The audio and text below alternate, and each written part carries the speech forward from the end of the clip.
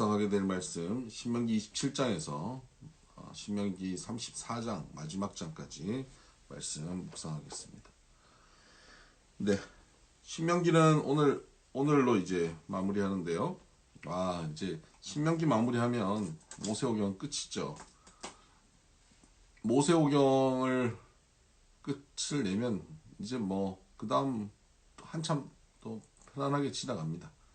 그러니까 오늘 힘내서 마무리 잘 해보십시다. 신명기를 종주권 조약으로 보면 그 형식을 종주권 조약으로 보면 이게 한눈에 들어올 수 있다고 말씀드렸고요. 1장 1절부터 5절까지 전문이고 역사적 서원이 1장 6절부터 4장 49절까지 나오고 일반 규정이 5장에서 11장까지 그리고 특별 규정이 12장부터 26장까지 이렇게 나온다. 제가 어제 말씀드렸고 오늘 우리가 보게 되는 부분이 이제 축복과 저주. 그 종주권 조약에는 앞에 법을 다 정하고 난 다음에 그 이제 통치하게 되는 그 왕이 또는 황제가 장군이 피지배 계층, 피지배 지역의 대표와 서약을 할 때 이거 지켜야 된다, 저거 지켜야 된다, 안 그러면 죽는다, 뭐 일반 규정과 특별 규정에 다 기록하고요. 그러고 난 다음에 축복과 저주입니다. 축복과 저주는 뭐겠어요? 너희들 이거 잘하면 이렇게 상 줄게. 너희들 전쟁 나가면 우리가 전쟁 도와줄 것이고, 너희들 뭐 필요할 때 뭐 해줄 것이다. 우리가 너희를 보호하겠다. 뭐 이게 축복입니다. 저주는요? 그러나 너희들이 이렇게 잘 안 하면 너희들은 죽을 것이다. 이런 얘기죠. 그럼 종주권 조약에서 축복이 많을까요? 저주가 많을까요? 저주가 훨씬 많습니다.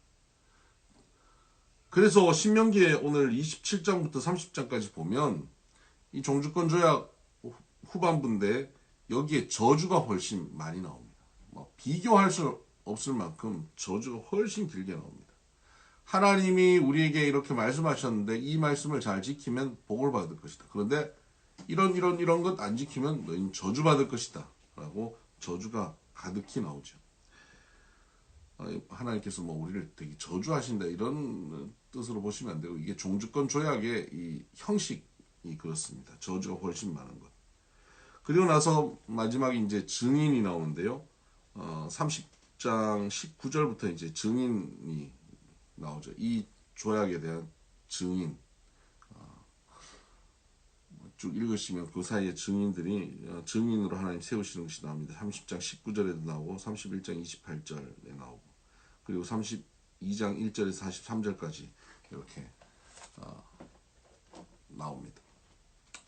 그리고 나서 33장은 모세의 축복이고요. 34장은 모세의 죽음입니다. 그렇게 신명기는 끝이 납니다.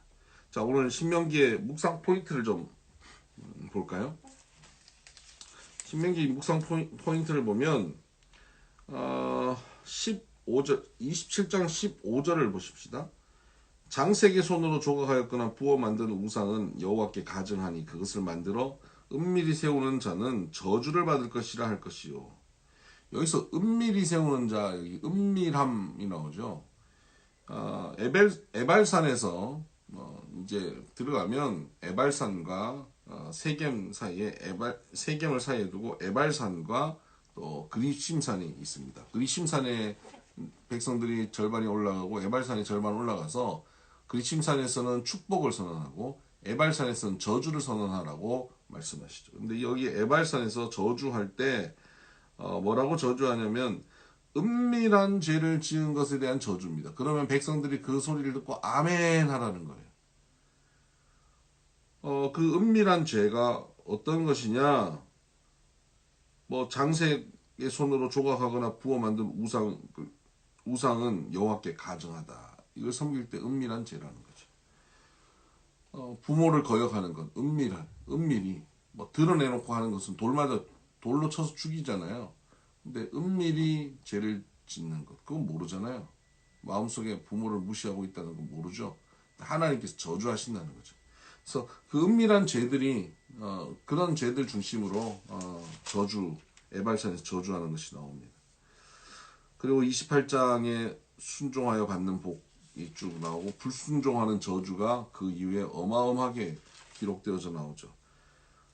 그리고 이제 29장에는 모압의 언약, 이 지역이 모압이거든요. 여기서 이제 시내산 언약 외에 모압 언약을 추가합니다. 주로 경고의 말씀이죠. 이렇게 안 하면 너희들 죽는다. 이런 경고의 말씀이죠. 그래서 오늘 묵상 포인트 중에 또 하나 보면 30장인데 너희들 그렇게 망할 텐데 하나님 말씀 청종하지 않고 하면 망한다. 그러나 너희들 그 망하거나 찢겨서 버려지거나 그래서 다른 나라로 쫓겨나서 끝난 것 같지만 그럼에도 불구하고 너희들에게 소망이 아직 남아있다. 30장 1절 내가 내게 진술한 모든 복과 저주가 내게 임함으로 내가 내 하나님 여호와로부터 쫓겨간 모든 나라 가운데서 이 일이 마음에서 기억이 나거든 너와 내 자손이 내 하나님 여호와께로 돌아와 내가 오늘 내게 명령한 것을 온전히 따라 마음을 다하고 뜻을 다하여 여호와의 말씀을 청종하면 쫓겨난 그 나라에서도 소망이 있다는 겁니다.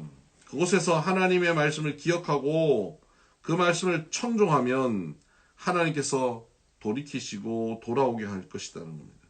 4절 내가 쫓겨난 자들이 하늘가에 있을지라도 내 하나님 여호와께서 거기서 너를 모으실 것이며 거기서부터 너를 이끄실 것이다.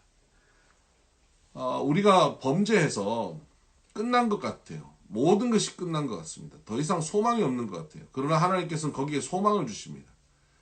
끝인 것 같지? 거기서 마음을 돌이키고 말씀을 청종하면 너희들 하늘 끝에 있어도 내가 거기서 너희들을 데려올 것이다. 이 소망의 말씀이죠. 그리고 심지어 하나님께서는 이렇게 말씀하세요. 모세에게 이렇게 말씀하십니다. 9절, 11절 보시죠. 11절이 아니라 11절이 아닙니다. 잘못 착각했습니다. 31장 보시죠. 16절, 31장 16절.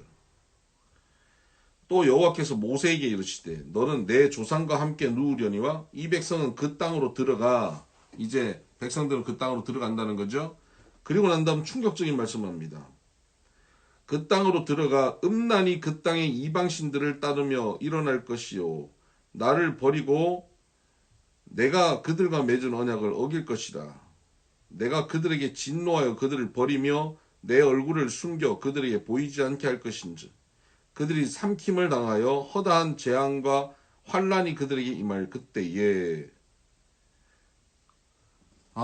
지금 이들이 가나안 땅으로 들어간다고 모세에게 마지막으로 말씀하시죠. 모세 죽기 직전이잖아요, 이제. 그런데 그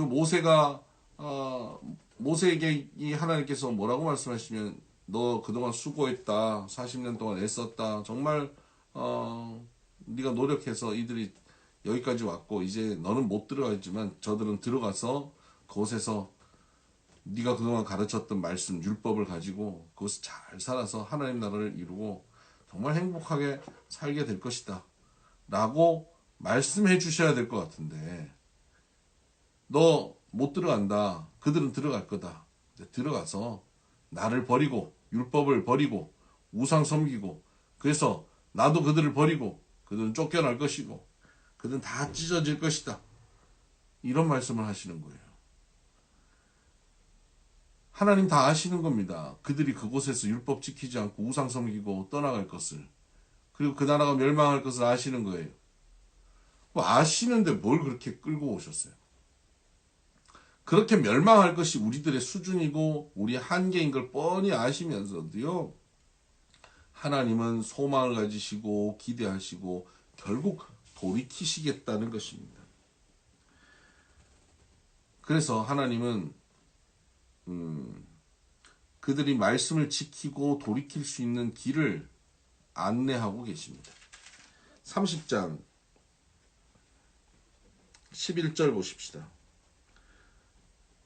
내가 오늘 내게 명령한 이 명령은 내게 어려운 것도 아니요 먼 것도 아니라 하늘에 있는 것이 아니니 내가 이르기를 누가 우리를 위하여 하늘에 올라가 그의 명령을 우리에게로 가지고 와서 우리에게 들려 행하게 하려 할 것이 아니요 이것이 바다 밖에 있는 것이 아니니 내가 이르기를 누가 우리를 위하여 바다를 건너가서 그의 명령을 우리에게 가지고 와서 우리에게 들려 행하게 하랴 할 것도 아니라 오직 그 말씀이 내게 매우 가까워서 내 입에 있으며 내 마음에 있은즉 내가 이를 행할 수 있느니라.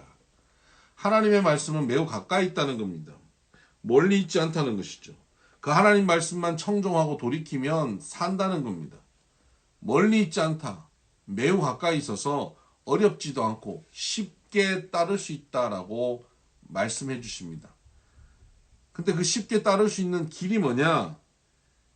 14절 오직 그 말씀이 내게 매우 가까워서 내 입에 있으며 내 마음에 있은즉 내가 이를 행할 수 있느니라. 어떻게 하면 행할 수 있죠? 입에 있고 마음에 있으면 행할 수 있습니다. 물리적으로 가까이 있어야 돼요. 하나님의 말씀을 대하는 시간이 많아야 돼요. 하나님의 말씀을 쉽게 접할 수 있어야 돼요. 그러면 하나님의 말씀을 청종할 수 있습니다. 이스라엘 백성들이 나중에 가나안 땅에 들어가고 그들이 나라를 만들고 나서 정말 충격적인 것은요. 하나님의 말씀, 이 모세 오경, 하나님이 주신 이 말씀을 성전에서 찾을 수가 없어요. 나중에 어떤 왕이 하나님의 말씀을 성전을 청소하고 정리하다가 하나님의 말씀을 발견해가지고 그 말씀을 듣고 충격을 받아요. 지금처럼 성경이 이렇게 생긴 게 아니에요. 하나님의 말씀이 두루마리로 어마어마하게 많이 모여있기 때문에 큰 방 가득이 하나님의 말씀이 있는 거예요. 그것을 숨겨요.